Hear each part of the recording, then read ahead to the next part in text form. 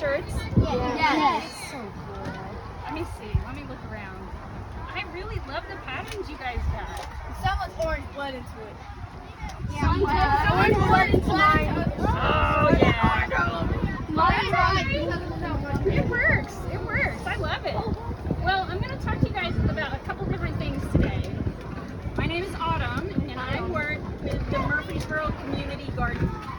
And so, has anybody heard of a community garden before? No. No? Well, let me tell you how it works, because it's very cool. A lot of people live in apartments. Does anybody live in an apartment? Or do you have any college students here? No? So college students live in dorm rooms, which is like a really tiny apartment. And a lot of people live in situations like that where they might not get to garden on their own. But maybe they're really interested in gardening, right? And so we created a community garden. So everybody in the community can come to the garden and they can work together, they can learn together, and then at the end of the day, every Saturday, they take home vegetables for free. So they don't have to sign up, they don't have to pay for it, they just come and work with us, and then they get to take home fruits and vegetables and herbs all for free. So it's a very cool experience. So why would they have asked me to come and talk to you guys at WaterFest? No? No idea? Not Why a would clue? you? Teach us. You have to have water to grow plants. That's very, very important. What are two other things that plants have to have? Carbon dioxide. I heard sun, and I heard carbon dioxide, and I heard water. But what's another thing? Chlorophyll. Soil. Good job. They don't. So there's some gardening techniques where they don't have to have soil, but they still need the nutrients that would come from soil. So obviously at our community garden, we're just doing it in the soil, right? We're not doing aquaponics or anything like that, but you should look that up because it's very cool. But so today I wanted to show you guys two different types of soils. And we're going to talk a little bit about why water is important in those soils, okay? Now there are actually 6 different types of soil, and I encourage you, if you're interested in that, like maybe you want to be a geologist when you grow up, you should probably go look that up and find out why are there 6 different types of soil. But today we're going to talk about 2. And the reason we're going to talk about 2 is because these came out of gardens that are right next to each other. Like, I could throw a rock and hit the other garden, okay? But they're so different you would never imagine that they are right next to each other. Okay, so this first one, we're gonna dump it out so you can see real good, okay? What's that clay? Stop being ahead of me. No, I've seen it before under our boxes. Red clay. You've already seen it, so he's already seen it. It's forbidden brown. Yeah, so this type of soil is called clay soil. But why? Why do we call it that? Because it's like clay. Because it's mostly made out of clay. Wow. And when okay, it's a little dry right now, but when I squeeze it together, like here's a big chunk. When I squeeze it together, it acts a lot like Play-Doh. Would you want to plant your baby plants in Play-Doh? No. Yeah. It would be really hard. Watch this.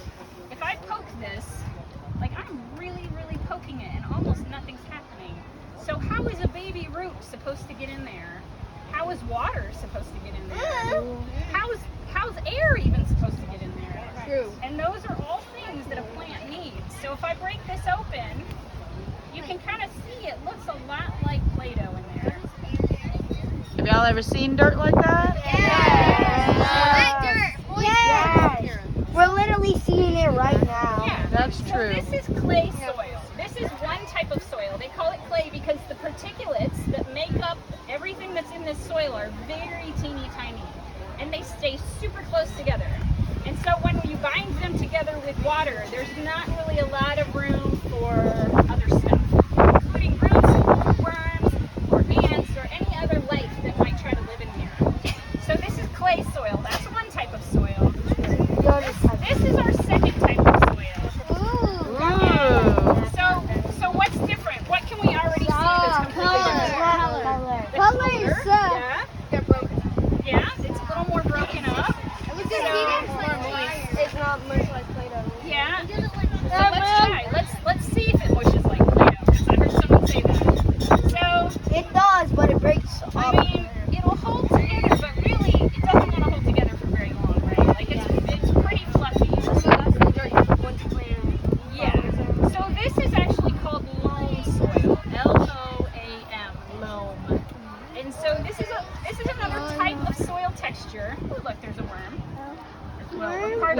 Really? Where's the one? Yeah, it's just like a little. I might have. Whoops. There he is right there. See him? So there's life in this soil. That's important, right? You want to have some life in your soil when you're planting in it. You want there to be worms. What do worms do? They make holes. They tunnel, right? Like they make a bunch of tunnels for air and water and roots to climb into. So you want, and there's an ant. So you want to have some life in your soil, but life needs to eat stuff, right? So it needs organic material. So this soil is a little bit lacking in organic material. Organic material can be anything from straw that's going to break back down into soil. Compost, who's heard that word before? Compost, yeah? So compost is kind of like your kitchen scraps, right? Like your carrot peels, your potato peels, your egg shells, your coffee grounds. All that kind of stuff is going to rot back down and turn into organic material in your soil. So organic material is anything that isn't a little tiny rock particle. So this has a lot, right? Like we can see, there's a plant root. We can see plant roots in there. We can see little pieces of straw in there. So our garden, guys, used to look like this 8 years ago. It was all this, and this was hard to garden in. Weeding was hard. Watering, we had to water all the time because the water wouldn't stay here. So we started working on the soil. We started adding in organic material. We add straw as a ground cover, keeps the soil from evaporating. We add that every year. We've also added some mushroom compost, but we also do mushroom compost. We also do our own composting at the garden. We let people bring their vegetable scraps and throw it in our compost pile. And then when that's all rotted down, we spread that around in our garden. We feed our soil that way. And by feeding the soil, we're feeding our plants.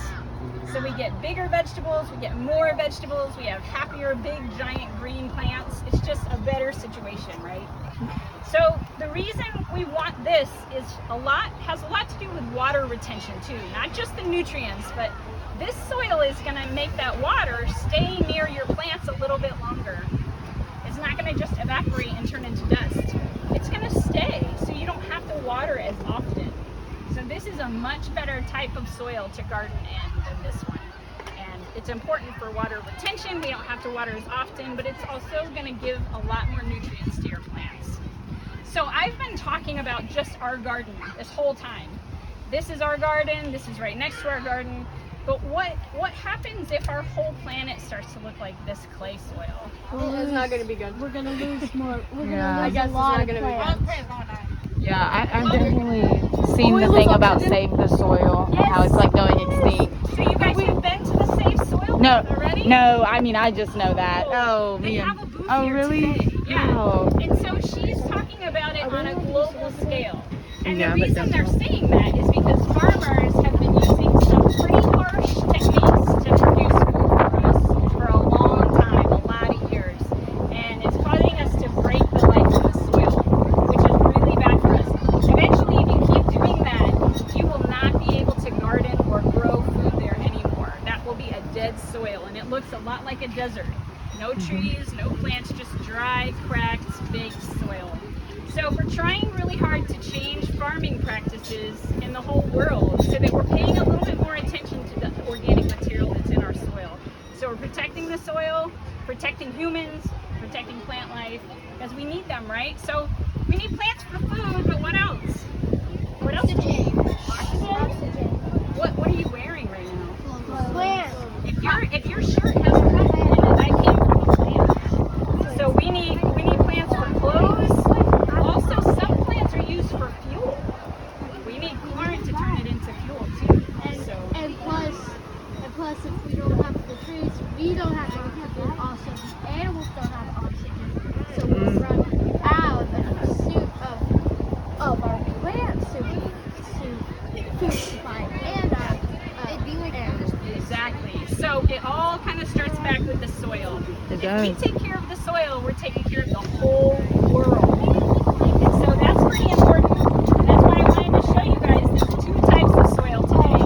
And maybe one day when you're grown up and you have your career and you're like making tons of money and you're a rock star and they're doing shows on you about TV and stuff, like you know the difference and the importance of taking care of the basic stuff so that we can live happier lives. Now, is there anything that we can do to make sure the soil is good? So, a lot of things, right? Like, first off, never dump chemicals on your ground. Like, you're gonna ruin, like, just remember there's life down there, right? And take care of it, right?